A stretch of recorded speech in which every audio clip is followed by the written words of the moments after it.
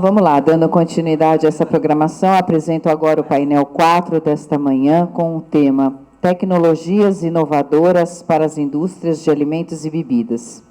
Eu convido como moderador deste painel o professor Celso Scaranello, presidente executivo da REMESP. E como... O senhor quer falar antes? E como primeiro apresentador com o subtema Sensores biomiméticos e suas aplicações, eu convido ao palco o senhor Jonas Gruber, professor do Instituto de Química da USP.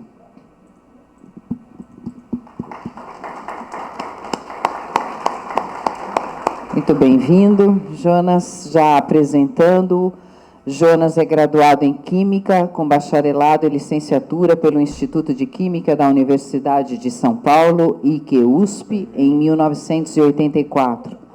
Concluiu o doutorado em Química Orgânica em 1991 no IQUSP e realizou um estágio de pós-doutorado no Queen Mary College da University of London entre 1992 e 1993.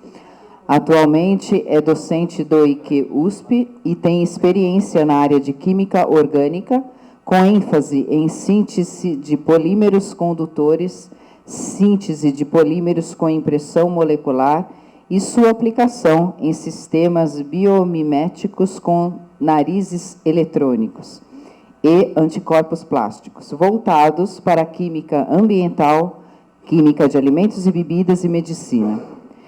Ele também colabora com vários pesquisadores de outras áreas, física, matemática, medicina, engenharia, no Brasil e no exterior, buscando novas aplicações dos sensores e narizes eletrônicos desenvolvidos. Bem-vindo, Jonas.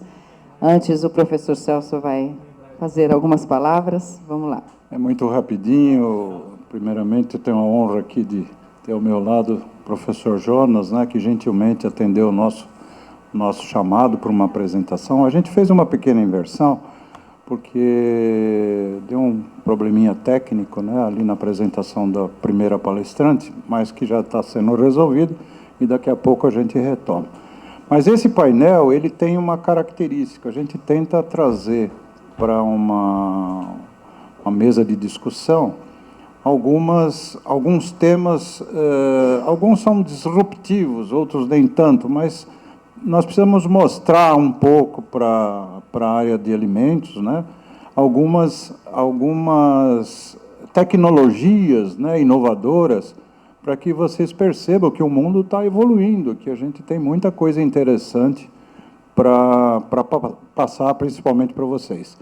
Então, eu fiz questão de convidar o professor Jonas, né, que foi uma indicação, inclusive, da nossa comissão científica, para que ele apresentasse um pouquinho dessas tecnologias, né, e essa, no caso, são tecnologias que têm características, vamos dizer, de sensoriamento, de análises sensoriais, coisas desse tipo, que ele vai apresentar para nós nesses próximos minutos. Então, professor, seja bem-vindo. Vamos conhecer um pouco do seu trabalho. Fiquem à vontade. Se quiser ficar em pé, fique à vontade.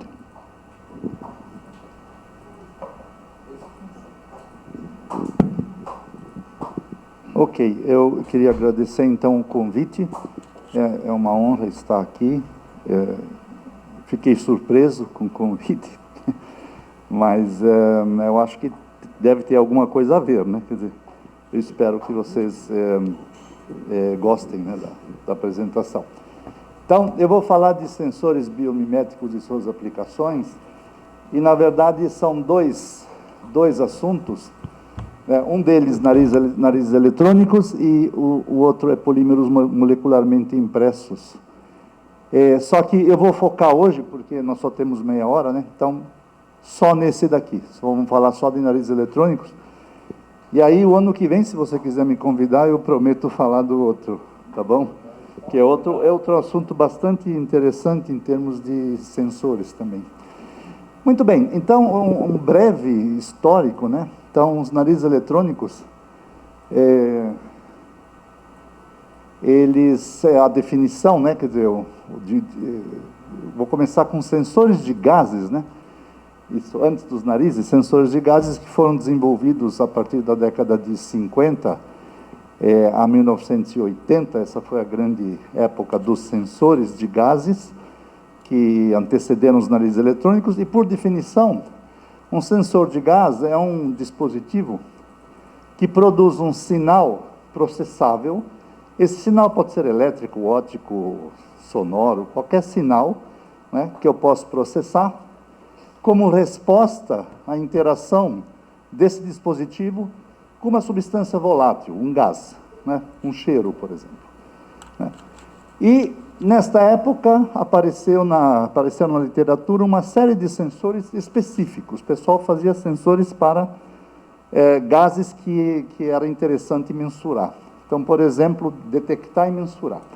Então, sensores de amônia, sensores de umidade, sensores de CO, né, de monóxido de carbono, sensores de hidrocarbonetos, por exemplo, para usar em minas, né, de carvão, então, que detectam metano, etano, propano e outros hidrocarbonetos simples, voláteis,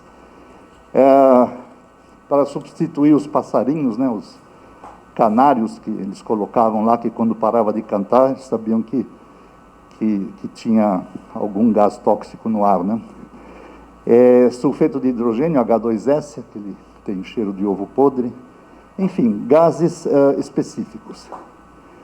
Em 1982, dois cientistas, um de origem indiana, o Persaud, e o Dodd, que era um inglês de Southampton, eles tiveram uma ideia genial de pegar um conjunto de sensores de gás, que já tinha vários tipos, e usar esse conjunto acoplado a um sistema de reconhecimento de padrões. Isso vai ficar claro já já.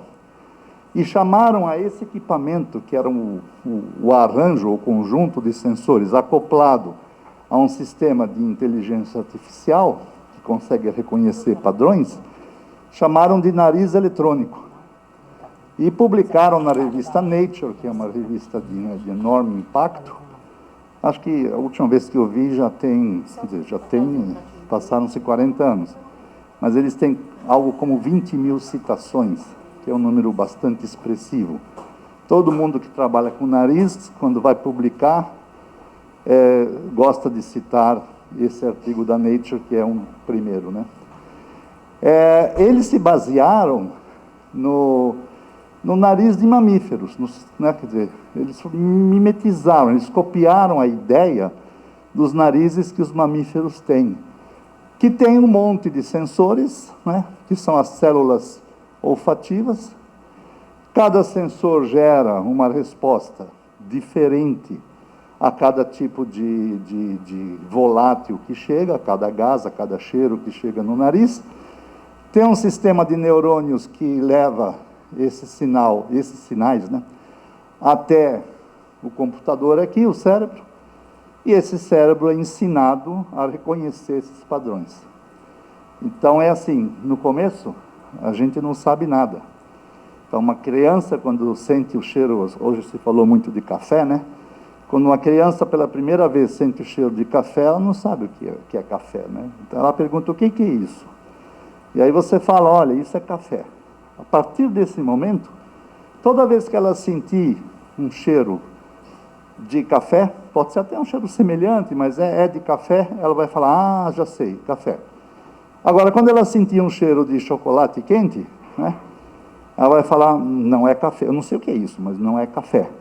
Aí você ensina, olha, isso é chocolate quente. E assim você vai programando, não é? Você vai ensinando.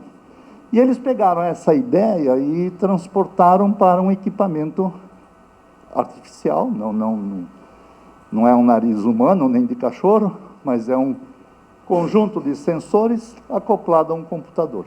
E chamaram de nariz eletrônico. Então, isso aqui tem vida própria.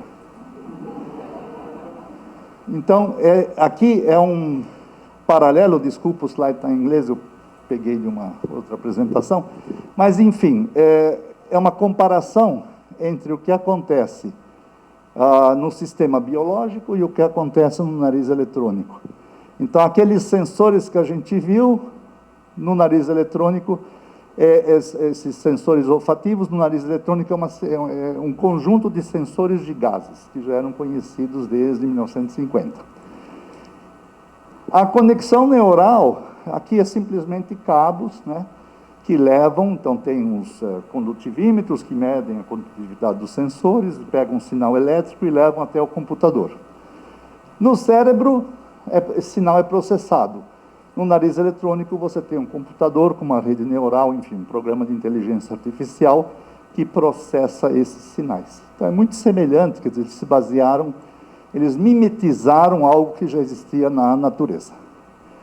Aqui é um esquema de um nariz eletrônico, um dos mais simples que nós construímos.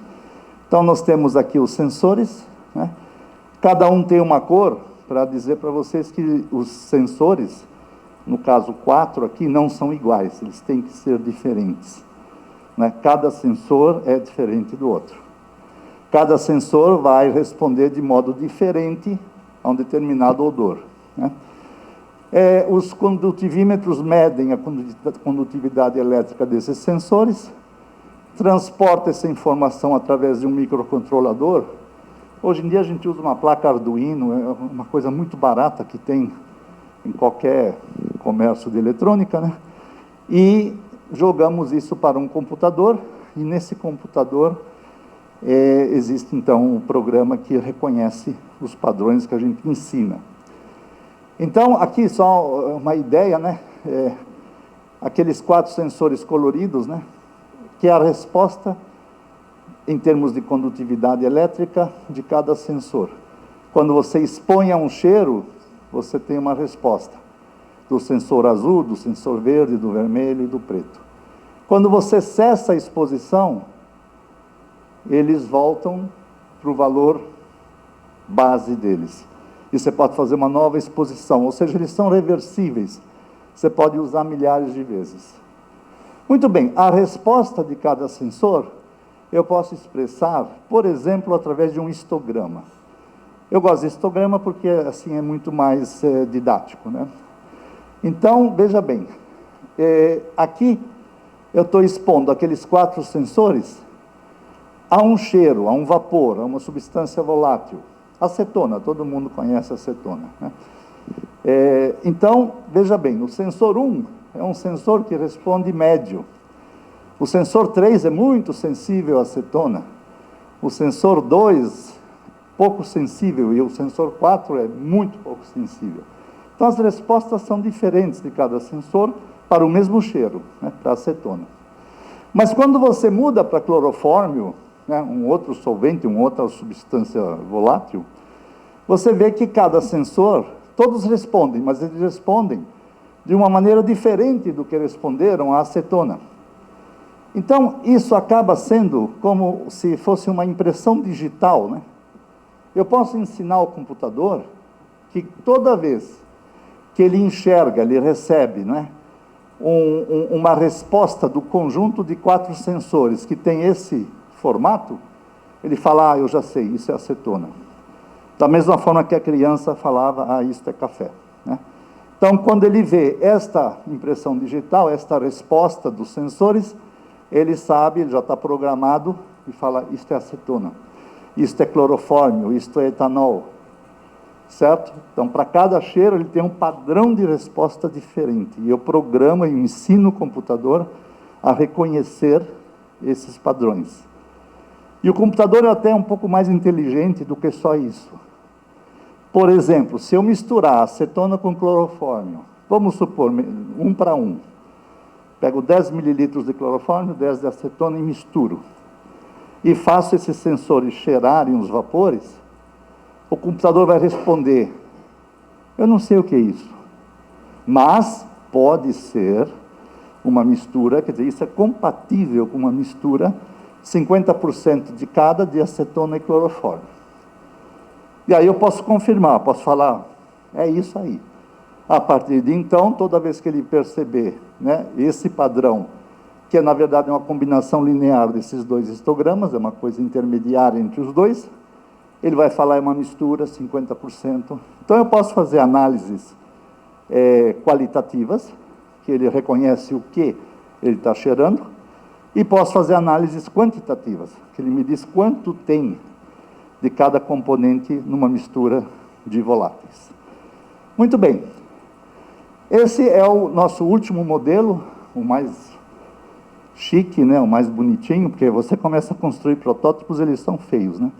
Mas chega uma hora que você tem que começar a pensar em fazer compacto. Tá, esse é um modelo que está no Hospital das Clínicas, e veja que não tem mais computador, né? Nós temos aqui um display com 2 linhas só. A primeira linha é o número da análise, número do paciente, número do exame. E na segunda linha ele fala positivo ou negativo, só tem 2 palavras. Ou ele acende positivo ou ele acende negativo. E o que ele mede? Então aqui é um tubo do tipo Falcon, né, um tubo de plástico. Você coloca a saliva do paciente lá dentro, encaixa aqui no nariz, tem uma rosquinha, ele encaixa. Isso aqui são os sensores, né? Em 40 segundos ele te diz se a pessoa está ou não está contaminada com SARS-CoV-2, né? Com Covid. Tá? Isso está em teste já há 1 ano, e o padrão ouro é, claro, PCR, né?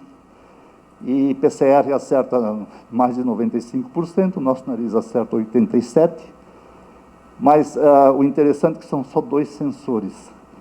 2 sensores fazem um serviço.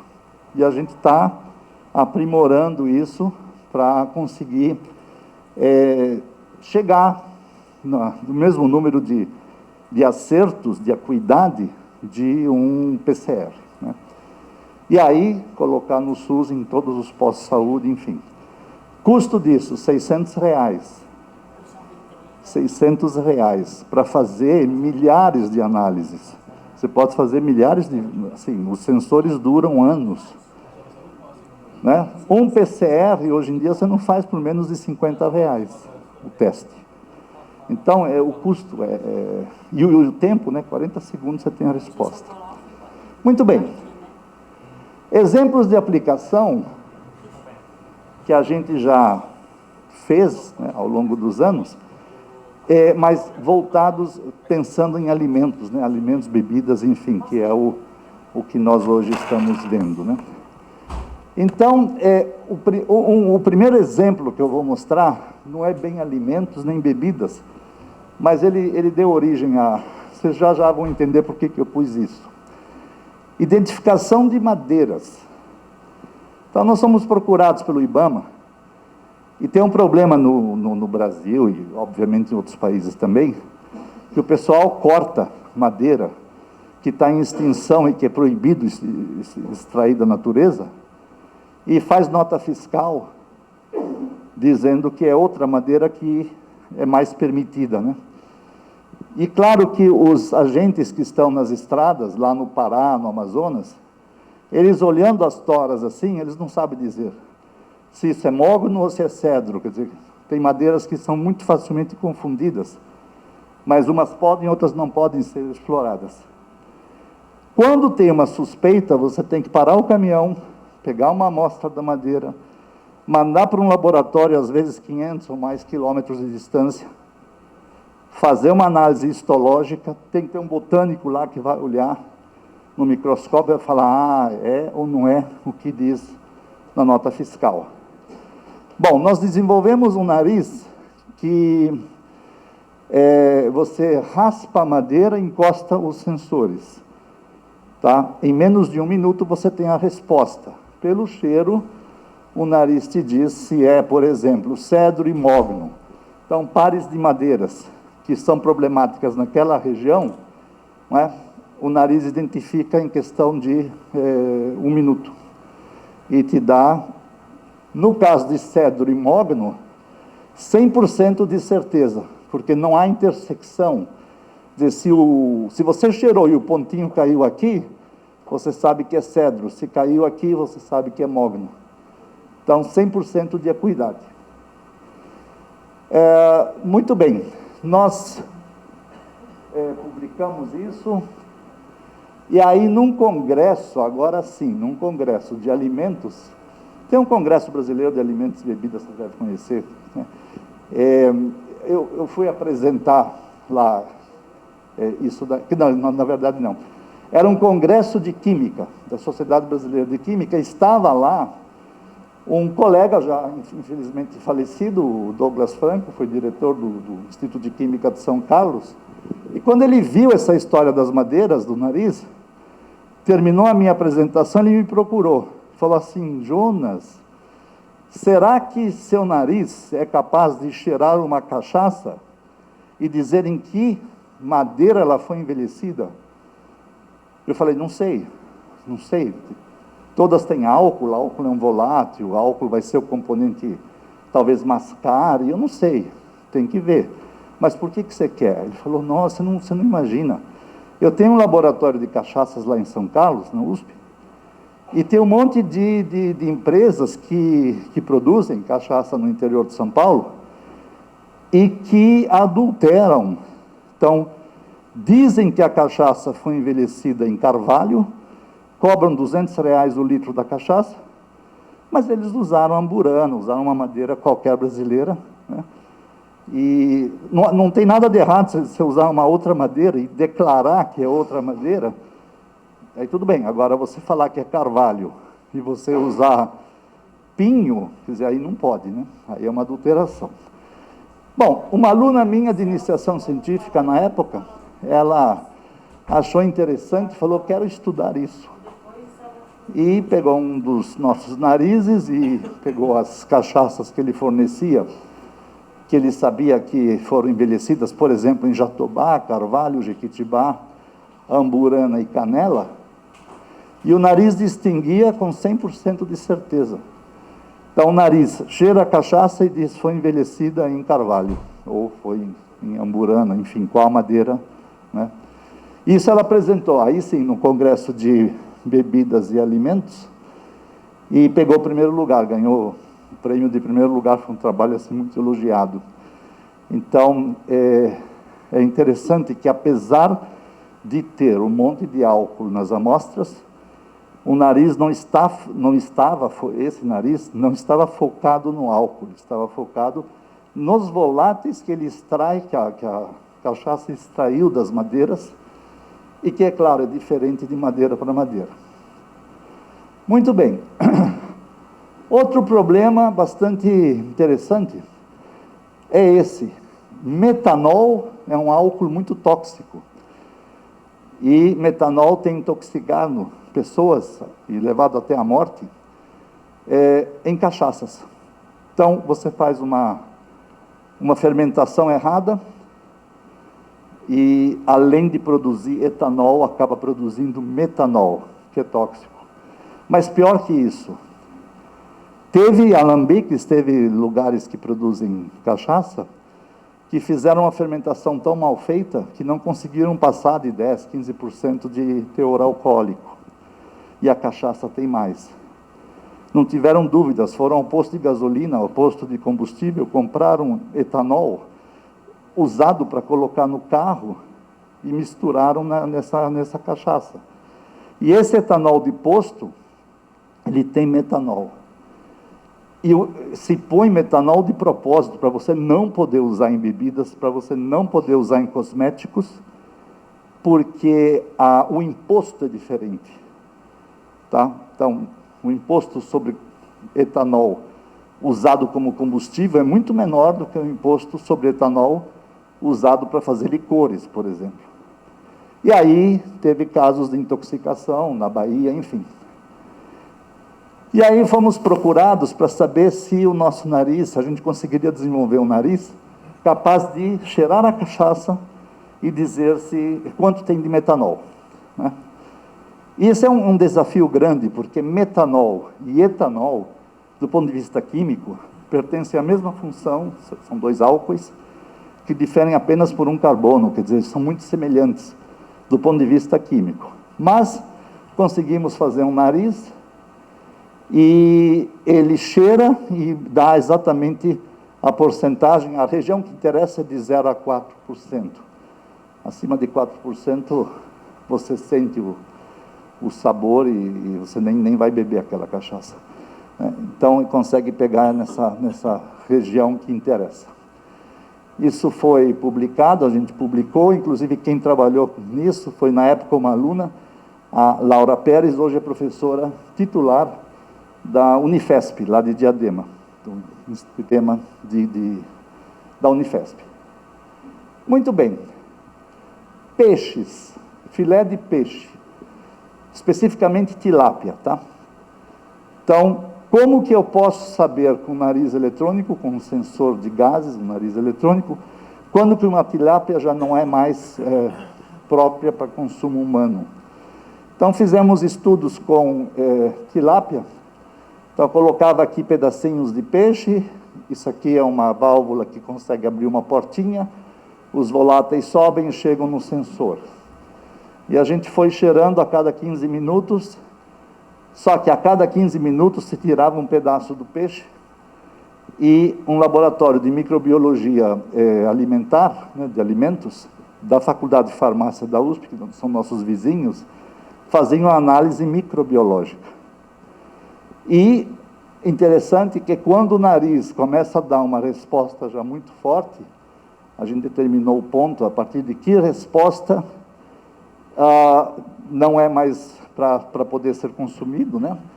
Era justamente o ponto em que o número de unidades formadoras de colônia era justamente aquele que, a partir dele, não é mais permitido consumir o peixe. Então, um sensor consegue monitorar o peixe e dizer para a gente se ele ainda está bom ou se não está mais bom. Eu estou terminando. Detecção de fungos em laranjas. O Brasil é um dos maiores exportadores de suco de laranja, e na época que a gente fez o trabalho, o estado de São Paulo perdia 50% da produção de laranjas, enquanto aguardava nos silos o processamento. Por quê?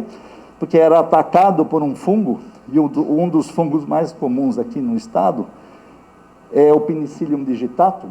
Então, havia necessidade de desenvolver um nariz que detecta a contaminação da laranja por este fungo precocemente. Claro que depois quando você já vê visualmente que está podre, não precisa de nariz, o próprio olho já. Mas os nossos narizes conseguem detectar um dia depois da inoculação, quando a laranja ainda está visualmente perfeita. Isso também foi publicado.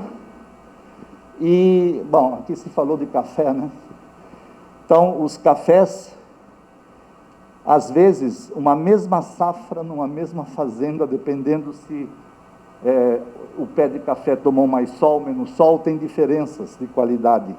Isso vai para a cooperativa, lá tem um cara que testa, e o preço que ele paga por saca, claro que é proporcional à qualidade do café. Nós desenvolvemos um nariz que classifica os cafés só pelo cheiro, quer dizer, tem que torrar, moer, cheirar, e ele classifica corretamente os tipos de café. Mel de abelha, aqui tem muita adulteração, então o nariz cheira o mel e diz qual é a florada principal, quer dizer, onde que essa abelha viveu, né, de onde ela pegou o néctar para fazer o mel. E consegue 2, 4, 6 floradas diferentes, distingue totalmente, tá, pelo cheiro. E para finalizar, o último artigo que a gente publicou, isso foi agora, 2 semanas atrás, é um nariz que detecta adulteração de mel.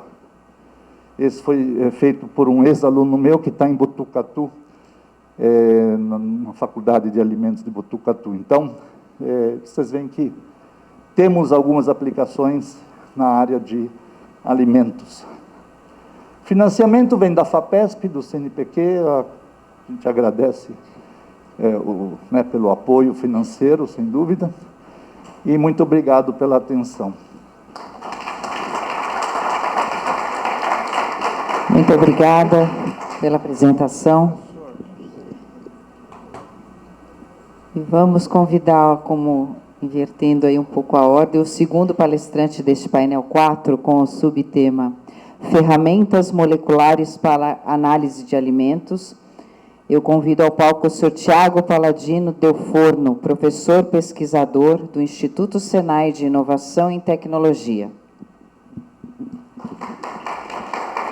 Bem-vindo, Tiago. Apresentando, Tiago é bacharel em Ciências Biológicas pela Universidade Federal de Alfenas, em 2008, MSc e DSc em 2014, em Engenharia Hidráulica e Saneamento pela Universidade de São Paulo.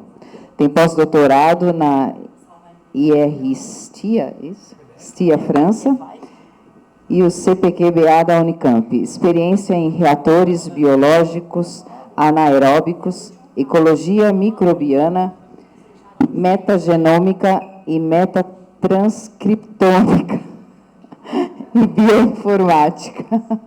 Bem-vindo, Tiago. Bom dia a todos. Parece que a maior dificuldade da apresentação vai ser domar esse bichinho aqui. Vamos ver se eu vou conseguir. Antes de começar, eu queria agradecer a presença de todos, agradecer, Celso, pelo convite, é um prazer imenso estar aqui. Vocês estão há 2 dias no Instituto Senai de Inovação em Biotecnologia, então eu vou explicar um pouquinho para vocês o que é o Instituto Senai de Inovação, acho que é importante vocês entenderem, e qual a dimensão do Instituto Senai. Aqui a gente faz pesquisa, desenvolvimento e inovação para a indústria, então os institutos de inovação nasceu da indústria, para servir a indústria, basicamente em pesquisa, desenvolvimento e inovação.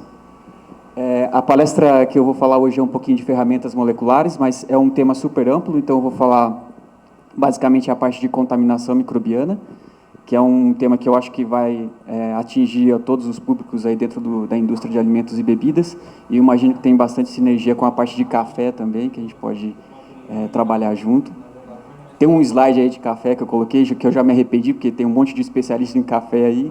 Se eu falar alguma besteira, por favor, vocês me corrijam. Pronto, já perdi na primeira. Isso. Bom, o Instituto Senai de Inovação em Biotecnologia, ele está presente aqui no piso 2. Então, vocês vão ter a oportunidade de fazer um tour logo depois do painel. Então, vocês podem me procurar ali na saída, que a gente vai fazer um tour tanto na escola quanto no Instituto de Inovação, para vocês conhecerem a parte de infraestrutura, os cursos, como que a gente funciona. Ele foi inaugurado há 1 ano e meio atrás, então a gente é um jovenzinho, estamos ainda aprendendo, tem muita coisa que a gente está ainda em desenvolvimento. E é curioso que o prédio ele foi construído pela Provida, doado ao Senai, e o Senai teve como missão colocar tudo para rodar, a infraestrutura, os cursos e fazer os desenvolvimentos. Aqui nós temos 4... Vai ser difícil, gente. Aqui nós temos 4 grandes áreas. A primeira é a parte de pesquisa, desenvolvimento e inovação. A primeira é de bioprocessos com micro-organismos. Depois temos células animais, genética, engenharia genética e desenvolvimento de biomoléculas e a parte de produtos inteligentes de base biológica. Então, a gente acaba trabalhando em todas essas vertentes. Somos uma equipe multidisciplinar. Como vocês viram, não sou muito da área de alimentos, mas eu acabo transitando bastante na parte de biologia molecular e bioinformática. mas temos aí engenheiros químicos, farmacêuticos, químicos, enfim, tudo para atender e desenvolver pesquisa aqui. Boa. O ISE Biotech, que é o Instituto Senai de Inovação em Biotecnologia, ele é um dos 26 institutos de inovação espalhados pelo país inteiro. Então, nós temos 26 institutos de inovação. Vocês percebam que eles estão espalhados pelo Brasil inteiro e cada um tem uma vocação específica, atendendo às características regionais de cada um. Por exemplo, lá no Rio Grande do Norte, eu não consigo apontar, mas, enfim, lá no Rio Grande do Norte, a gente tem um Instituto Senai de Inovação em Energias Renováveis. Lá no Pará, a gente tem um de tecnologias minerais. No Mato Grosso, a gente tem de biomassa. E aqui, a gente tem, por exemplo, de biotecnologia. Cada um tem suas aplicações e vocações específicas. Eu acho que o mais importante a falar é que a gente funciona como uma rede. Então, se tem competências que não estão presentes aqui, a gente acaba acionando a rede para fazer o desenvolvimento da pesquisa. Para lá. Beleza. O Senai, além de ser um órgão, uma unidade que faz execução de projetos, como faz a execução dos projetos aqui, também tem uma plataforma de inovação para a indústria que a gente dá um suporte financeiro. Então, tem uma série de categorias que estão ativas nesse momento, vocês conseguem ler ali do ladinho. Então, além de executar, o Senai tem um programa que dá suporte financeiro para desenvolvimento de PDI. E aí tem várias modalidades, porcentagens de divide entre a indústria, de risco, né, entre a indústria, o Senai e assim por diante. Então, tem vocês, por favor, entrem nesse site aí, que vai ter uma série de informações como a gente pode viabilizar o projeto. Eu gostaria de começar a falar um pouquinho da biotecnologia, falando do nosso café da manhã. Queria, na verdade, ressaltar a importância da biotecnologia, e eu não sabia que ia ter um painel de café, então foi...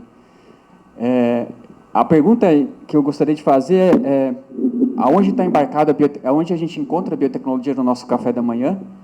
E aí a gente pode responder da seguinte forma, que na seleção de cultivares que pode aumentar a produtividade, ou resistência a algum pesticida, ou variações climáticas, ou na propagação de mudas. Então, aí a gente tem biotecnologia aí. A gente tem, depois que a gente toma o nosso café da manhã, se a gente for em algum lugar, a gente tem muita biotecnologia, uma vez que a gente tem a parte de biocombustíveis. Aí, como exemplo, eu trago o milho e a cana.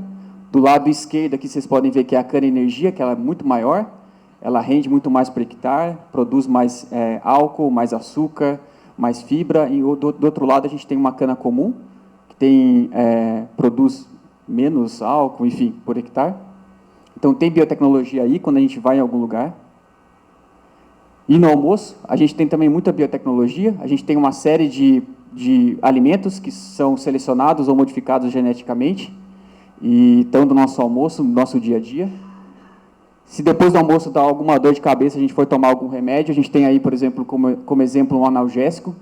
O analgésico, por si só, ele é desenvolvido por vias biotecnológicas, para ver qual que é o efeito, enfim. E a nossa vacina Covid, acho que é um dos principais exemplos do desenvolvimento da biotecnologia atualmente, que salvou milhões de pessoas. Da dor de cabeça, a gente pode... depois da dor de cabeça, a gente pode relaxar um pouquinho, a gente vai para o happy hour. Aí, no happy hour, a gente vai tomar uma cerveja ou um vinho. E a hora que a gente vai tomar nossa cerveja ou vinho, tem biotecnologia aí, porque é um processo essencialmente fermentativo. E depois, a hora que a gente chega em casa, a gente vai tomar um banho, relaxar, descansar. Provavelmente, a gente vai entrar em contato com produtos sustentáveis, que são derivados de plantas ou de micro-organismos. Aí tem biotecnologia aí também. Então, aqui é só para ressaltar que, do momento que a gente acorda, do momento que a gente vai dormir, a gente está em contato com soluções biotecnológicas, em todos esses momentos. E na indústria de alimentos e bebidas, isso não é muito diferente. Se a gente observar aqui a cadeia, vou trazer só 2 exemplos. Esse aqui é o milho BT, que é um milho modificado geneticamente. Foi adicionado um gene de um Bacillus thuringiense para expressar uma proteína associada que causa morte em lagarta. Então, é um exemplo de tecnologia. E o outro é esse tomate, que também tem muita tecnologia, muito biotecnologia. Então, na primeira coluna é um tomate comum. Depois de 45 dias, vocês conseguem observar como que ele está. E as outras 2 colunas são tomates que foram modificados biotecnologicamente. Eles conseguem resistir muito bem depois de 45 dias. A indústria de alimentos e bebidas ela é uma indústria muito forte, representa quase 11% do PIB. Boa parte disso atende o mercado nacional, quase 2 milhões de empregos, e também tem muito dinheiro sendo investido na parte de PDI, quase 30 bilhões sendo investidos na área de pesquisa, desenvolvimento e inovação. Entretanto, a gente tem um problema muito sério, que é a parte de doenças de transmissão hídrica e alimentar. Aí eu tenho 2 exemplos, que ela pode ser, por exemplo, uma gota d'água aí, que é uma água contaminada, ou um alimento contaminado, e que causa aí prejuízos na ordem de 18 bilhões de dólares, aí são dados de 2018, por conta de problemas de contaminação microbiana, ou seja, de origem microbiana. E aqui eu também coloquei um perfil epidemiológico só para a gente entender como funciona isso no Brasil, que tem uma série de surtos e doenças que estão associadas a esse tipo de doença. E como que a gente faz para estudar a parte de contaminação microbiana? Se você for estudar contaminação microbiana, necessariamente você vai responder essas 2 perguntas. Quem são os micro-organismos, o nome deles e quantos são os micro-organismos. Então, uma ideia qualitativa e uma ideia quantitativa. E para responder essas 2 informações, ao mesmo tempo, a gente tem uma das alternativas, que é uma abordagem independente de cultivo, que é utilizando a molécula de DNA, que é o bichinho bonitinho ali com 2 perninhas, que é do lado esquerdo. Então, se a gente estudar, olhar e a molécula de DNA presente nas nossas amostras, a gente consegue responder perfeitamente essas 2 perguntas, que é quais são os micro-organismos e em quantos são. E hoje aqui no laboratório, ou em qualquer laboratório de microbiologia ou biotecnologia, a gente consegue medir, pesar, verificar, modificar, sintetizar a molécula de DNA de uma forma relativamente simples.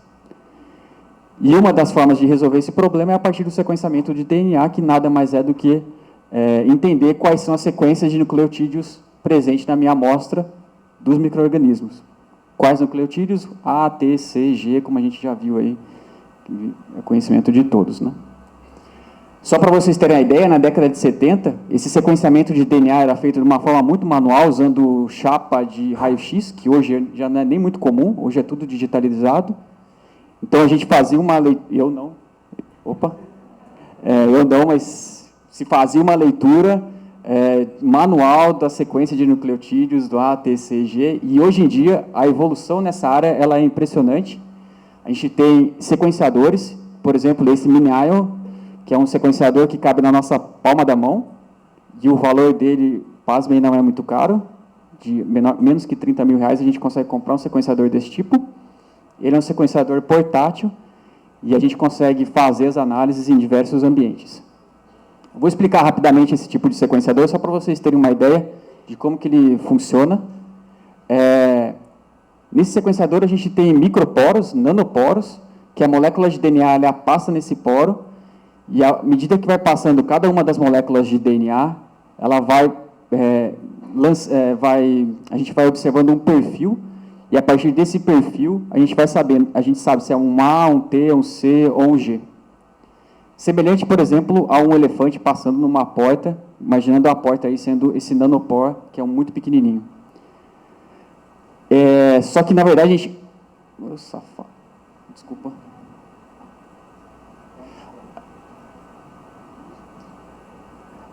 Só que, na verdade, a gente não tem um único por, um único nanopor funcionando, a gente tem centenas de nanopor ativos dentro desse tipo de sequenciador, e no final a gente vai ter mais ou menos uma estrutura como essa. Vocês percebam que a molécula de DNA ela é guiada para passar dentro desse poro, e à medida que a molécula de DNA ela vai passando, como ocorre aqui, vai formando um perfil, e a partir desse perfil a gente vai sabendo a sequência de nucleotídeos. E a partir dessa sequência de nucleotídeos que a gente vai responder aquelas 2 perguntas inicialmente que eu levantei. Para vocês entenderem um pouquinho, para ficar mais fácil, mais didático, para entender como que é esse sequenciamento de DNA, eu vou mostrar na forma de quebra-cabeça. Então, 2 perguntas são importantes para a gente selecionar qual que é a região, porque a gente não faz o sequenciamento do genoma inteiro dos micro-organismos, mas apenas de algumas regiões. Então, imagine vocês que eu quero identificar e classificar esses 4 micro-organismos bonitinhos aí. Beleza. São esses, e o genoma, imagine que o genoma deles são esses 4 quebra-cabeças distintos. Eu vou ganhar, gente. Beleza. Se a gente seleciona, por exemplo, essa região do genoma do micro-organismo, ou essa região do nosso quadro, eu definitivamente não ia conseguir classificar ou diferenciar esses 4 quadros, porque percebam que é tudo azul, e tem uma amostrinha, um dos quadros ali do lado que tem um pouquinho mais de informação.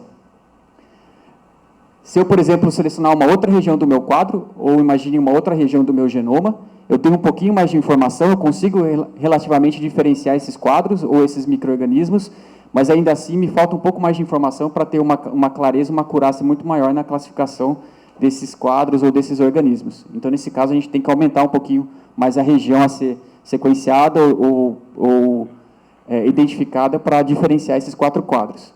E o que eu quero dizer com isso? Que quando a gente faz o sequenciamento para a taxonomia microbiana, o tamanho do fragmento ele é muito importante, normalmente de 400 até 1.500 pares de base, e a região que eu vou sequenciar também é muito importante, que são os marcadores filogenéticos. Não consigo fazer esse tipo de classificação, por exemplo, em qualquer região do genoma do micro-organismo. Enfim, a partir disso eu consigo entender como que é o quadro como um todo, ou classificar o quadro como um todo. Como que funciona isso de um pouco mais científico, né? Imagine vocês que eu tenho várias fontes de contaminação, aí eu coloquei alguns exemplos, eu faço um processo de extração de DNA, que demora de torno de 20 minutos, é um processo que pode ser completamente automatizado. Logo depois disso, eu tenho meu DNA bonitinho, e aí eu vou fazer o sequenciamento só daquela região em vermelho, não sei se vocês conseguem ver aí, que é a região que efetivamente vai me trazer informações do ponto de vista taxonômico, que é chamado um marcador filogenético. Que nesse caso é o gene RNA16S, que está presente em todas as bactérias, e que normalmente a gente acaba utilizando para a taxonomia bacteriana. Se for para fungos, a gente acaba utilizando, por exemplo, o ITS, que é um outro marcador filogenético. Esse fragmento ele tem em torno de 1.500 pares de base. Então, imagine vocês que o meu quadro, aí, o meu quebra-cabeça de uma bactéria tem 3 milhões de peças, e eu preciso só saber a sequência de 1.500 peças para fazer a correta identificação do meu organismo. Então, essa é a ordem de grandeza. Funciona para tudo? Não. Mas já funciona por um tanto, é o melhor que a gente tem atualmente e é o que é o padrão ouro hoje para a taxonomia e para a identificação de micro-organismos. E aí a gente tem uma etapa que também é de bioinformática, que pode ser também automatizada para a gente saber exatamente quais são e a quantidade dos organismos presentes. Essa região, a gente também atribui um outro nome que é chamado de DNA barcode, que é semelhante ao código de barra que a gente encontra nos produtos em supermercado. Então, se a gente vai lá no produto no supermercado, tem um código de barra, eu vou conseguir identificar o produto completamente. Essa é a ideia aqui, imagine um código de barra que a gente consegue identificar, só que agora micro-organismos. Então, para a gente responder aquelas 2 perguntas iniciais que eu falei, vamos de novo de bolinhas aqui. Então, imagine que eu tenho a minha amostra, uma água contaminada, aqui eu estou colocando os organismos na forma de bolinha, fiz minha extração de DNA, depois da extração de DNA, eu fiz o processo de sequenciamento, e a partir disso eu consegui clusterizar ou agrupar minhas sequências dessa forma. Então, lá em cima, lá, a gente tem a rosa, que tem aquela sequência A, T, G, C e alguma coisa, depois tem a vermelhinha, a amarela e a azul. Eu comparo essas sequências com um banco de dados. Esse banco de dados é um banco de dados acurado, utilizado mundialmente em coleções microbianas. E nesse banco de dados eu sei que A, T, G corresponde a uma E. coli, o TT, G corresponde a uma Staphylococcus e assim por diante. E comparando essas sequências por bioinformática, eu sei exatamente qual micro-organismo, qual o nome do micro-organismo presente na minha amostra. Eu vou perder. Beleza. A partir disso, então, eu consigo saber quais são os organismos, o nome deles, e com base na quantidade de bolinhas presentes no total, eu consigo saber, dar uma ideia de proporcionalidade de quantos micro-organismos está presente na minha amostra, e assim, efetivamente, responder quais são os organismos e quantos são os organismos presentes na minha amostra. Vou mostrar um exemplo que a gente está em desenvolvimento aqui com alunos da escola Celso Charuri, de monitoramento ambiental. Então, a gente fez isso aqui é a planta baixa do ISE, do Instituto aqui. A gente está fazendo um desenvolvimento de uma ferramenta, de um software, a partir de um mapa de calor, a gente atribuir quais regiões têm o maior risco microbiológico, quais regiões do laboratório têm menos risco microbiológico. Então, isso aqui a gente acabou dividindo entre bactérias e fungos. A ideia é linkar essa ferramenta depois com ferramentas moleculares para servir como se fosse um mapa de risco biológico. Num primeiro momento, a gente está trabalhando com a planta baixa E, num segundo momento, a gente vai transportar essa ideia para como se fosse um fluxograma de bioprocessos. Então, você pensa num bioprocesso ocorrendo, a gente pode fazer uma avaliação por etapas de risco microbiológico em todas essas etapas. Então, aqui, por exemplo, a gente consegue observar que, conforme eu for passando nas salas, né, que tem no Instituto de Inovação, eu vou conseguir identificar qual tem maior ou menor quantidade de micro-organismos e assim por diante. Bom, a ideia de hoje era basicamente essa. Eu vou falar dessa ferramenta, que é uma das principais que pode ser utilizada dentro de vários setores. Aqui tem meu e-mail, se vocês tiverem alguma dúvida, sugestões, por favor, entrem em contato. E é isso aí, obrigado. Pode levar na cadeira.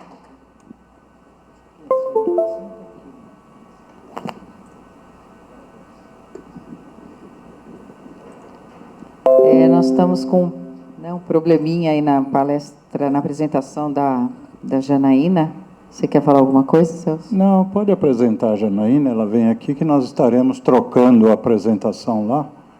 Eu vou pedir a gente... Então vamos lá, como terceira e última apresentadora deste painel com o subtema A Disrupção da Impressão 3D no Setor de Alimentos, convido ao palco a senhora Janaína Dernozek, diretora e fundadora da BioEdTech.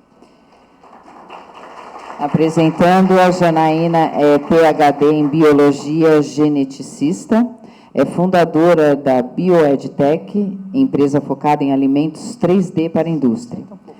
E é também cofundadora da empresa Quantis, focada em colágeno humano para novos produtos. E também é professora na FIAP. Bem-vinda, Janaína. Nós estamos providenciando a substituição da apresentação para... Vitor, tudo ok aí? Ele está pedindo um tempinho, porque ele tem que trocar. Mas eu queria fazer um comentário aqui com os nossos professores. Quanta tecnologia, hein? Eu fiquei assim impressionado, mas eu gostei mais da apresentação do professor, porque ele falou de cachaça. Você falou de vinho, falou de cerveja, e eu gostei muito do que o professor falou sobre... Eu voltei à minha infância, sobre o nariz para diferenciar madeiras. Eu nasci no meio de uma marcenaria, meu pai era marceneiro, e ele fazia exatamente o que faz o nariz. Ele identificava as madeiras pelo olfato. Então, era muito legal isso aí. E ele falava assim, esse aqui é um pau-brasil. É que o pau-brasil é bem fácil de você caracterizar. Mas esse aqui é uma embuia, esse aqui, tudo ele fazia pelo cheiro. Eu achava aquilo o máximo, né? E, então, o que o nariz eletrônico vem produzindo em termos de progresso, eu acho que é muito, muito grande. E aí eu pergunto para o professor aqui, enquanto ele prepara lá, já está lá, só uma perguntinha rápida. O que está avançando mais, o nariz eletrônico ou a língua eletrônica? É igual, é o mesmo. São... A parte do equipamento é igual. A única diferença é nos sensores, que a língua você mergulha num líquido e o nariz você só cheira o headspace, o gás. Obrigado. Nós não vamos atrapalhar a professora Janaína, que já está com a sua apresentação ali. A palavra é sua, Janaína. Obrigada, gente. Um prazer estar aqui com vocês hoje. Agradeço imensamente aí o convite do Celso. E eu sempre estou gostando muito de apresentar essa inovação que a gente vem fazendo, inclusive aqui no Senai. Nós estamos incubados aqui, já tem 1 ano, e um dos nossos trabalhos é esse de impressão de comida a partir de proteínas vegetais. E eu prometo ser rápida e prometo deixar vocês com mais água na boca antes do almoço aí de vocês, tá bom? Bom, antes eu gostaria de falar um pouquinho de como eu cheguei até aqui, coisa rápida. Como uma geneticista, hoje está trabalhando com processos de bioimpressão de tecidos e impressão de alimentos. Bom, eu comecei realmente como bióloga, né, fazendo biologia na Unesp, em Jabuticabal, acabei fazendo mestrado e doutorado em genética na USP em Ribeirão Preto, e aí acabei fazendo uma segunda graduação de engenharia de controle e automação. Foi aí que eu me apaixonei por processos e fui fazer pós-doc no CTI Renato Archer, em Campinas, que é o pioneiro nessa área de bioimpressão de tecidos. E foi aí que eu descobri realmente o que eu queria fazer, né? Imprimir tecidos, órgãos no futuro, quem sabe, mas hoje a gente está conseguindo imprimir comidas. E eu vou mostrar para vocês que não é coisas artificiais, que a gente imprime realmente proteínas vegetais para criar sensações, experiências totalmente diferentes, disruptivas. E é algo que realmente está acontecendo hoje, não só no Brasil, mas no mundo todo. Eu vou trazer até casos do mundo todo aí sendo aprovado por agentes regulatórias e estando aí, entrando no mercado em pouco tempo. Bom, e agradeço aí o convite por estar apresentando, inclusive, meu trabalho da Bioditec, que é relacionado a alimentos. A Quantis, a gente desenvolve também tecidos para extrair proteínas como colágeno humano, né? E aí a gente vem trabalhando muito com essa tecnologia de bioimpressão. Bom, vou comentar rapidamente sobre a versatilidade dessa tecnologia, como que a gente desenvolve, né, essas impressões, os principais conceitos, as aplicações na área de alimentos e também os desafios que eu considero como oportunidades. E para iniciar, eu trago uma pergunta, né, na verdade, como que funciona esse processo de impressão de alimentos? Né, que materiais que a gente utiliza? Porque o processo... Opa, já comecei aqui a apanhar do controle. O processo é igual àquele que a gente vê na mídia, aquele que a gente vê em escolas, em indústrias, onde a gente utiliza uma máquina, um equipamento de manufatura aditiva, que são as impressoras 3D. Então, o que vai mudar? Né, se realmente o equipamento é igual, a modelagem tridimensional é igual, mas os componentes, os ingredientes são diferentes. Hoje, se eu quero um alimento, a gente pode controlar de forma muito precisa quanto que eu quero de proteína, gordura, carboidrato, quanto eu quero de água. E na parte de órgãos e tecidos, para a carne cultivada, por exemplo, a gente utiliza células. Células de gordura, células de proteína ou células-tronco, para poder diferenciar e criar carnes disruptivas. A gente não está aqui para brigar com nenhum fazendeiro, a gente não está aqui para competir com pessoas que criam gado com esse fim, mas a gente está aqui para trazer uma inovação, né, uma oportunidade, uma alternativa para o que a gente tem hoje, né, no nosso mundo, que são as carnes de animais. Bom, trazendo que... Opa, calma que eu aprendo.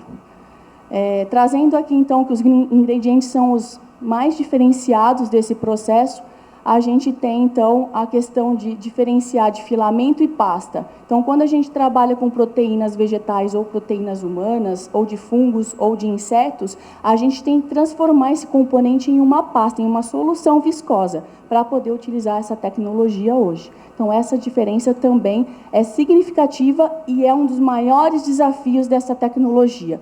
Como escalonar um processo onde a gente tem que imprimir uma solução viscosa, que é esse o grande ponto aqui que a gente trabalha hoje com uma grande indústria mundial de alimentos. Bom, esses fatores, os fatores, na verdade, que impulsionam essa área de alimentos do futuro, eles estão muito pautados no aumento da população, no abate do animal, então criar alternativas mais sustentáveis, esse é um grande propósito dessa área, aparecimento de doenças infecciosas com relação a alimentos de animais, aumento do preço e, claro, poluição e sustentabilidade. Então, esses fundamentos, esses fatores, eles impactam diretamente essa área, por isso que está crescendo muito. Então, é uma alternativa para o que a gente tem hoje. Tá? E quais são esses alimentos do futuro? Como que a gente está olhando para eles hoje?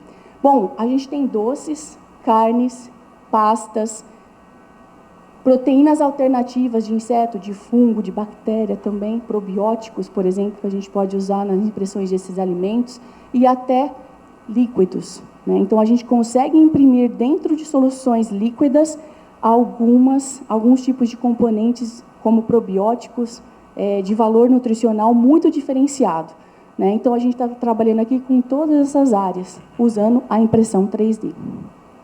Tá?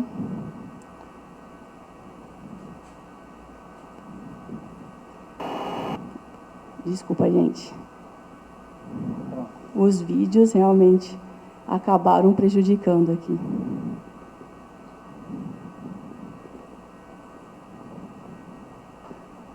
Bom, com relação a esses cases que hoje estão na mídia e que já estão aí com um processo regulatório até avançado, eu trago esse caso aqui da Redefine Meat, que é uma startup israelense que tem desenvolvido aí muitos pratos, muitos processos diferentes para ter na nossa mesa comidas diferenciadas, com texturas disruptivas, como essas carnes impressas.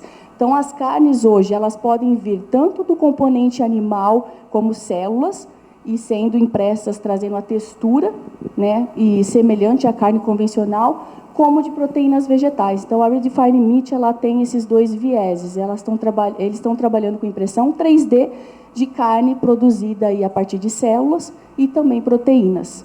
Tá? Então, esse caso aqui é algo realmente diferenciado, é uma startup que está avançando muito no mundo todo e já tem aí produto até regulamentado para entrar, né, na parte comercial. Aí vocês podem me perguntar, mas é barato? Mas eu vou pagar o quanto? Quanto por isso? Como toda tecnologia, a gente tem realmente um produto que vai ser mais caro do que o convencional, mas a tendência é realmente chegar aí próxima à nossa carne convencional. Então, como toda tecnologia, a tendência é baratear esse processo. Nós temos o caso da Singapura, que produziu aí a primeira carne de frango comercializada no mundo e regulamentada. Então, a Singapura aí foi à frente de muitos outros países e regulamentou essa carne que foi produzida com células de frango. Né? Então, é algo realmente disruptivo aí, e a startup tem avançado bastante, ela é chamada de Eat Just. Né? Então, também trazendo aí esse case. Outro caso de Israel, então, eles estão construindo ali uma fábrica para carne cultivada, e eles já têm protótipos para chegar na fase, no dinamismo aí de toneladas. Então, um dos problemas desse grande setor é você ter uma tecnologia que seja escalável, e eles estão conseguindo. Né? Eles estão construindo aí equipamentos e uma logística muito interessante para ter aí toneladas por mês de alimentos produzidos a partir de células de carne cultivada, e também o uso das impressoras para algum setor. E esse aumento aí do mercado de 450% é devido às proteínas alternativas. Então, além de estar imprimindo a carne cultivada ou produzindo a carne cultivada, a gente tem o outro setor de proteínas alternativas, como proteínas vegetais, proteínas de insetos, proteínas de fungos. Tá? Então, isso também tem crescido bastante. Bom, e eu trago o nosso case, né? O case do Brasil, feito aqui em Senai, com a maior indústria do mundo de alimentos. A gente tem uma parceria de mais de ano, né? Tem aí quase 2 anos, onde a gente está produzindo alimentos a partir de proteínas vegetais e imprimindo. Mas por que imprimindo? Por que, Janaína, vocês querem imprimir? Pode fazer só um aglomerado e vender, porque a textura está próxima dos hambúrgueres de proteínas vegetais. O que a gente está entregando hoje para eles é uma carne disruptiva com sensações de mordedura, de textura, semelhante ao que a gente tem hoje. E o sabor muito próximo. Então, o fator impressão 3D, ela vem para trazer tudo isso que as outras tecnologias não estão entregando, que é a textura, a elasticidade, a disrupção na sensação, né, da mordedura, de você comer essa carne de plantas e sentir que realmente é uma carne. E não estamos competindo com ninguém. A gente só está trazendo uma alternativa ao que existe hoje no mercado. Tá? Então, trazendo aí parte de proteína, parte de gordura e também outros componentes que a gente pode brincar. A gente pode trazer carnes muito melhores, nutricionalmente falando, do que o que tem hoje. A gente coloca quanto a gente quer de gordura, a gente coloca quanto a gente quer de proteína, a gente coloca quanto a gente quer de carboidrato. Então, a gente consegue ter uma precisão do que a gente vai entregar para o mercado, para a população, algo muito melhor.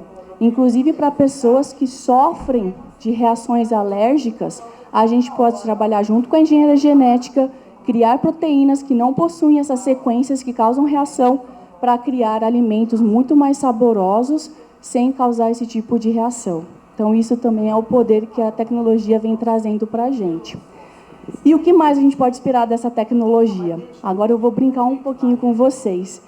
A gente conseguindo construir peles 3D e outros tecidos, a gente consegue imaginar o que seria um futuro aí dessa área e desse setor de alimentos. A gente consegue trazer, por exemplo, uma pururuca, um torresmo, a partir de pele 3D, construída em laboratório. Hoje a gente já faz pele 3D para a indústria farmacêutica. Eles testam seus produtos em peles 3D produzidas, sem colesterol.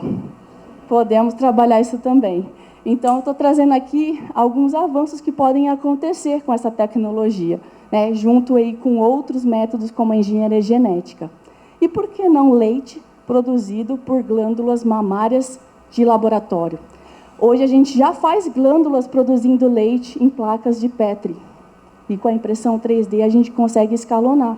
A gente traz um novo mundo para a gente, onde a gente consegue criar produtos sem crueldade de animais, sem realmente usar isso. E de células de animais.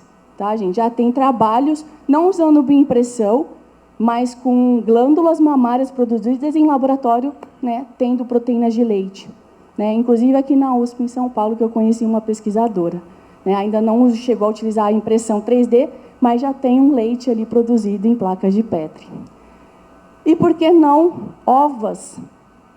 Ovas de peixe a partir de ovários impressos. Esse foi um projeto meu de 2018, a gente ainda não avançou com ele, mas está na gaveta. A gente já tem ovários bioimpressos sendo produzidos para ratos, né, e testando ali a tecnologia de bioimpressão. Os ovários bioimpressos foram validados, eles conseguiram produzir filhotinhos a partir dessa tecnologia, e por que não ter esses ovários, né, de peixe para produzir essas ovas ilimitadamente, em coisa de 1 ano, talvez, e competir com os esturjões aí que produzem caviar em 7 anos. Então, assim, eu trago isso e é uma expectativa muito interessante para essa área, para esse método.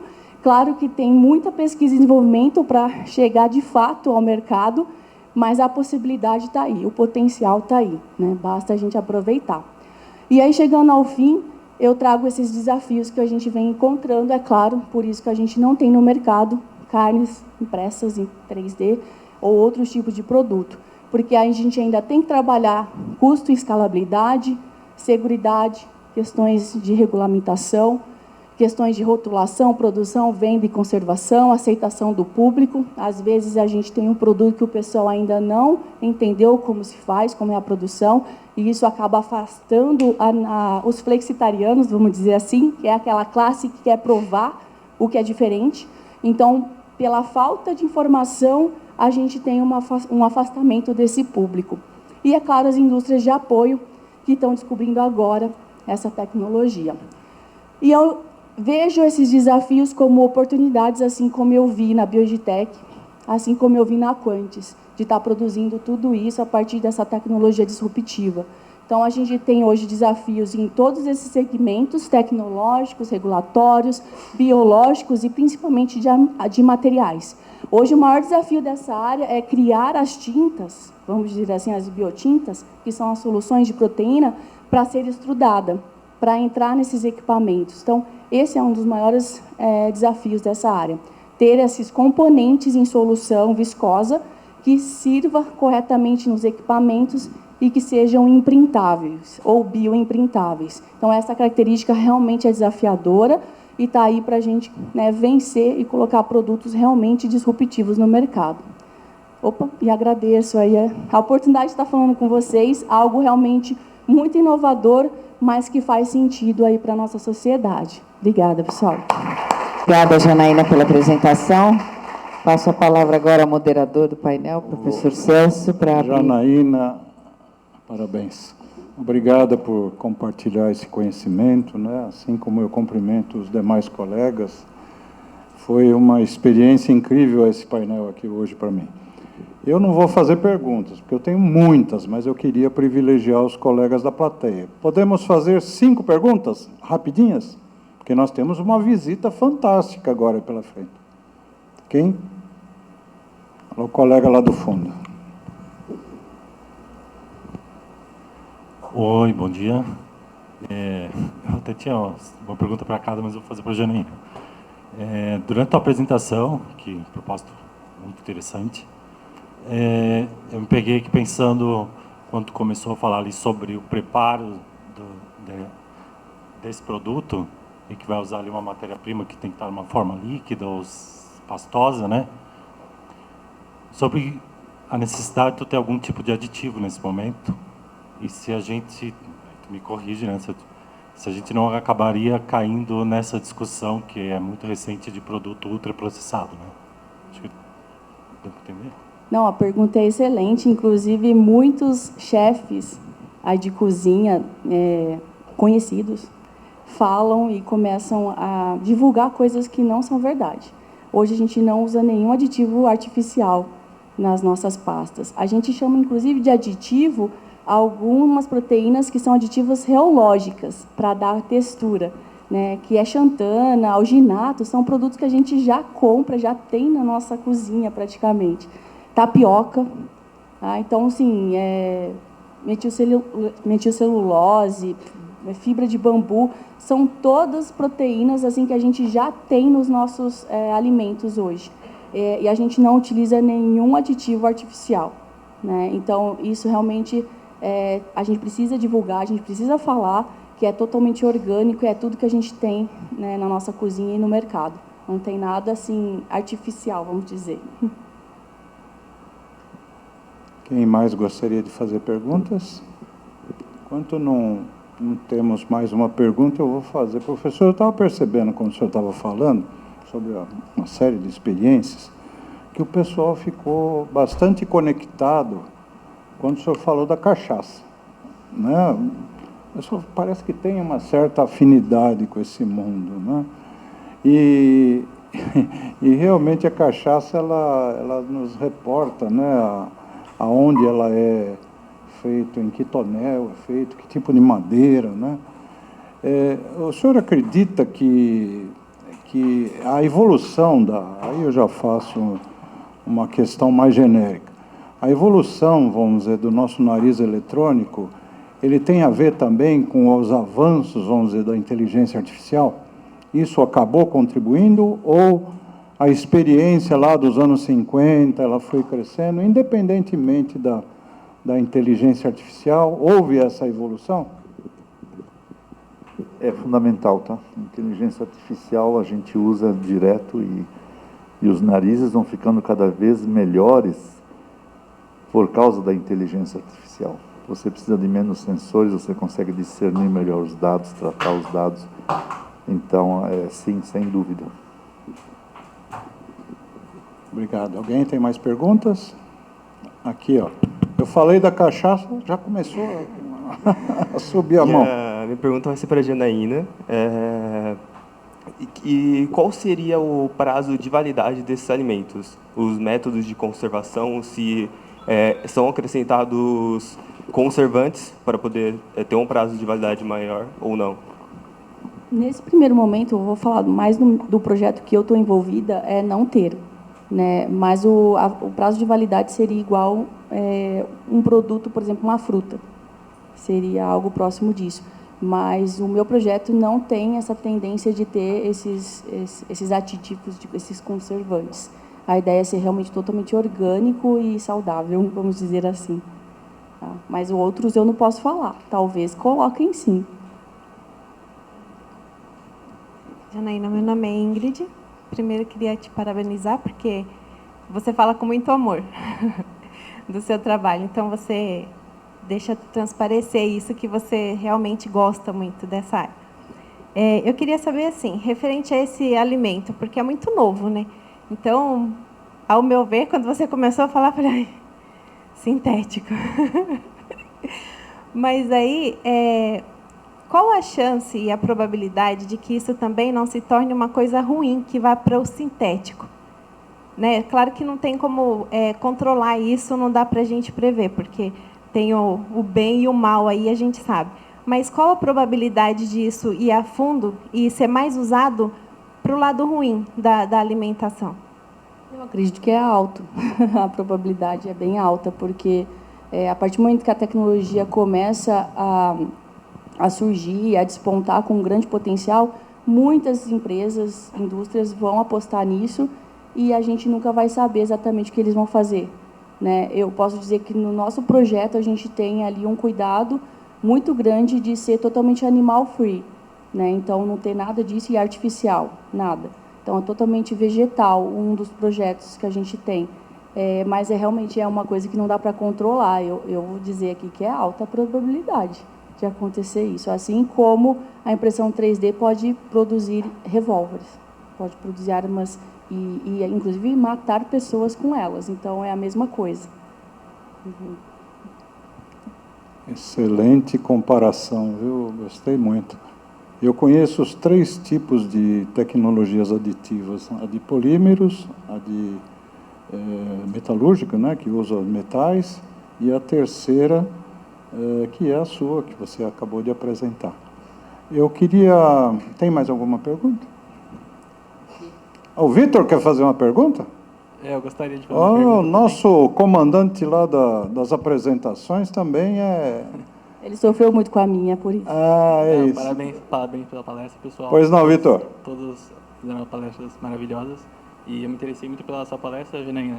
Eu gostaria de saber qual que é o nível que o Brasil está em relação aos outros países contra essa bioimpressão de alimentos.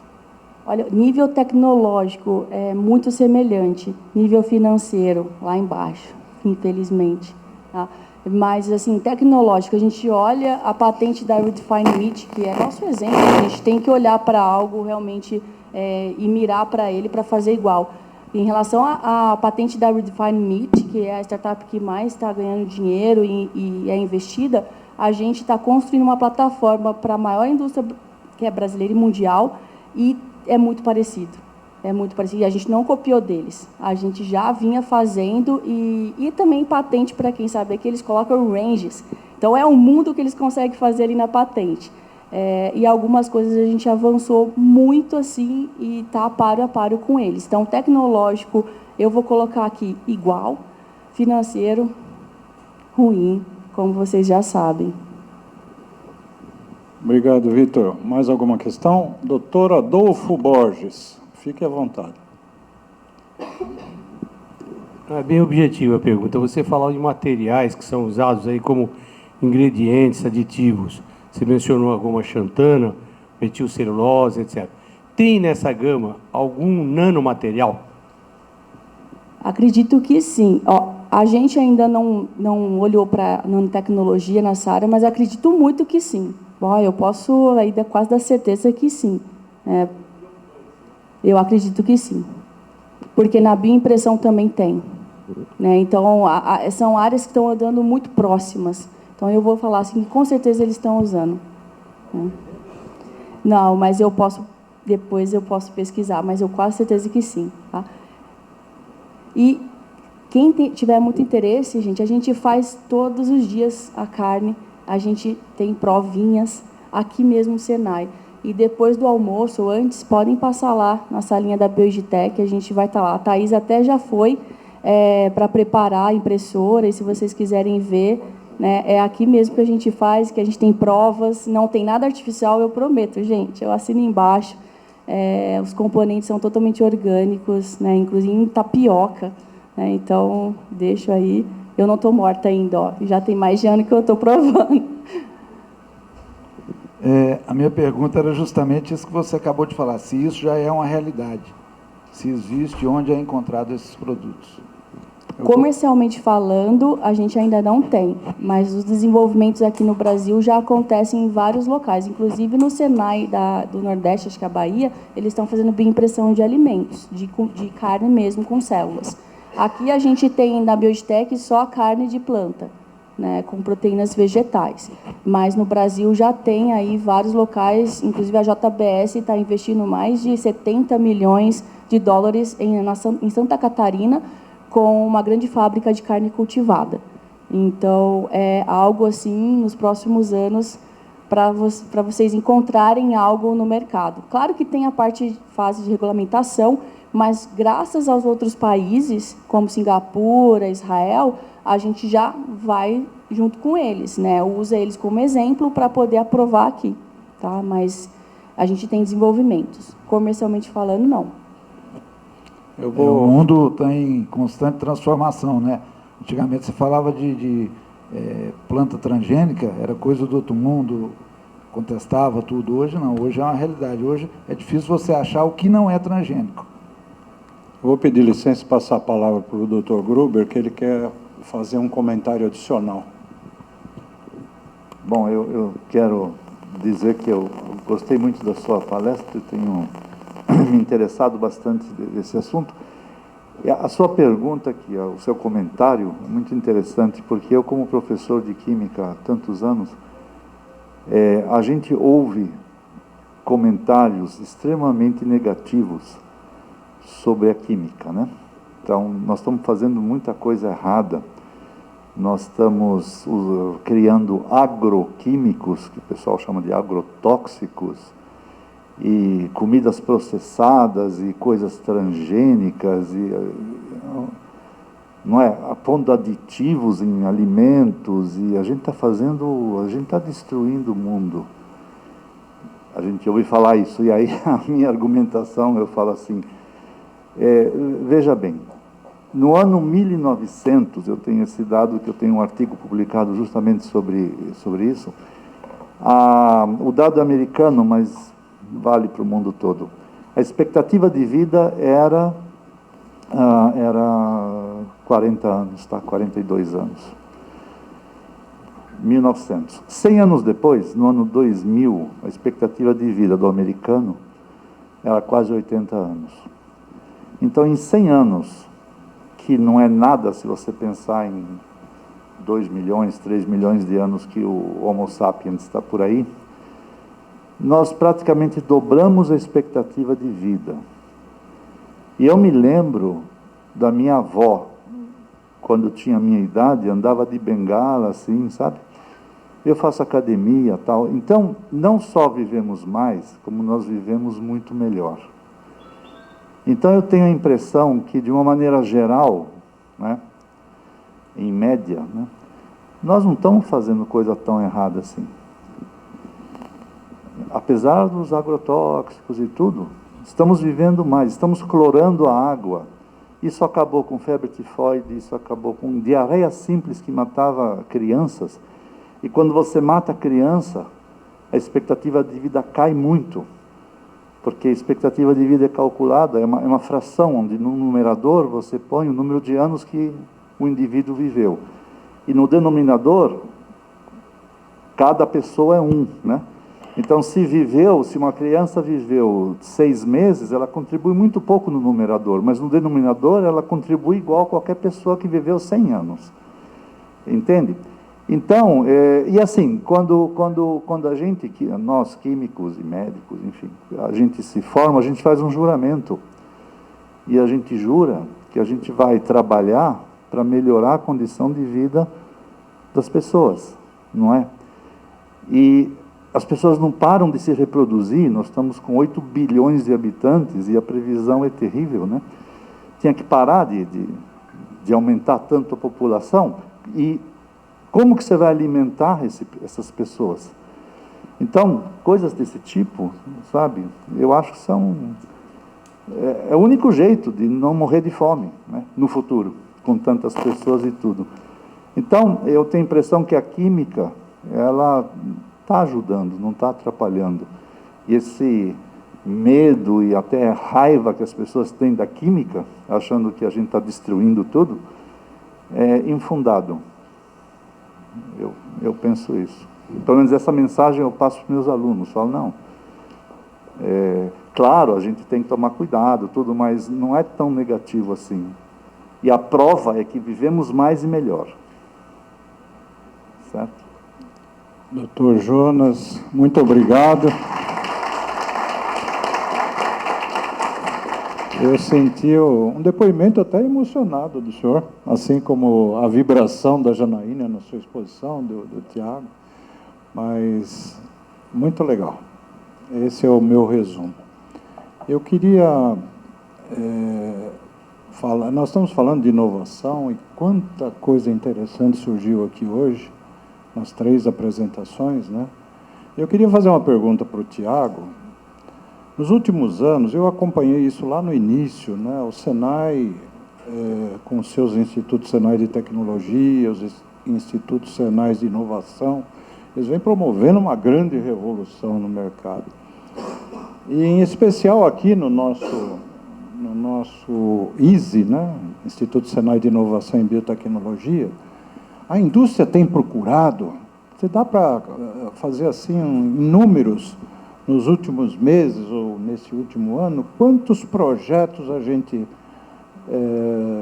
foi contratado, a gente, que eu digo, o Senai foi contratado para um desenvolvimento aqui para as indústrias? O Senai, ele tradicionalmente, ele trabalha na parte da educação. Então, 80 anos do Senai foi voltado para a parte de educação. E a inovação, com os institutos de inovação, começou há 10 anos, né? E aqui, se você for somar toda a rede ISE, são mais de bilhões de projetos contratados, mais de 600 doutores trabalhando na rede como um todo. Aqui a gente tem 1 ano e meio, são mais ou menos 6 doutores, 5 líderes de área, tem outros especialistas. E o projeto atualmente a gente tem rodando de 8 a 10 projetos, acho que faturamento mais de 2 milhões, por aí.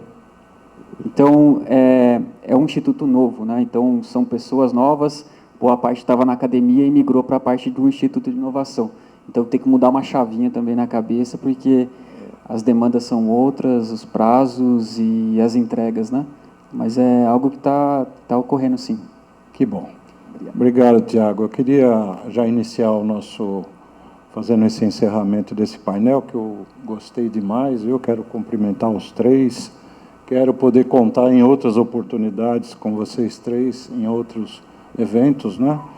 Mas antes de encerrar propriamente dito, não esqueçam de conectar com aquele Media Code lá, aqueles que não fotografaram ainda o código, todas as apresentações do nosso evento estarão ali, tá? No celular vocês vão capturar, vão ter o celular, eu vou incluir, inclusive, aliás, já incluí o vídeo, doutor Rodrigo, o seu vídeo, sua autorização já foi cumprida, vocês poderão assistir o vídeo do mapa lá do LFDA, que foi produzido esses dias, né? Vocês terão isso em primeira mão e poderão assistir esse vídeo ali no nosso Media Code. E antes de encerrar, e agradecendo a participação de todos, não percam a visita que teremos aí na sequência.